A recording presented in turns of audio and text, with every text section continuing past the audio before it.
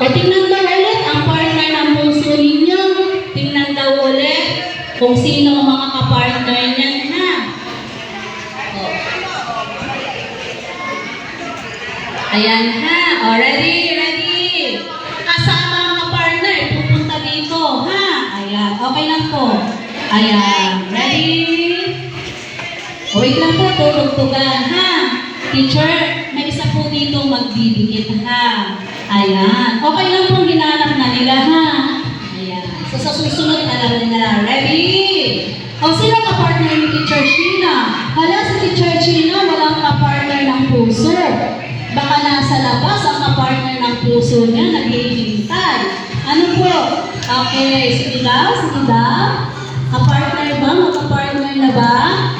Alam na kung sino ang ka-partner?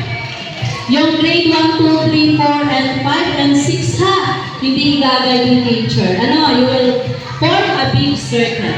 Ready? Ready na po ba?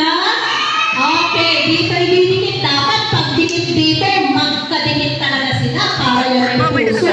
Baka mamaya kaya ganyan. Ano? Sige daw.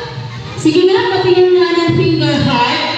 Mamaya, patingin nga po ng finger heart. Anong finger heart nyo? Paano finger heart? Patingin nga ng finger heart.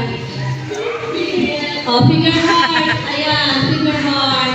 Okay, o, paano naman yung heart na malaki? O, paano yung heart? Dito daw, yung heart na malaki. Ayan. O, ready na ba? Ready na. At the count of 3, magkasamang tala po at ibibigay ha. I-assist si Teacher Karen. Ready? 1. Mamaya po. 2. And go! O, magkasama, magdidikit.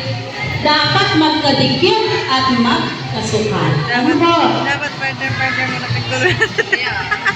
Kagulo na tuloy. Akala ko partner muna. Nakahanap masali ka lang.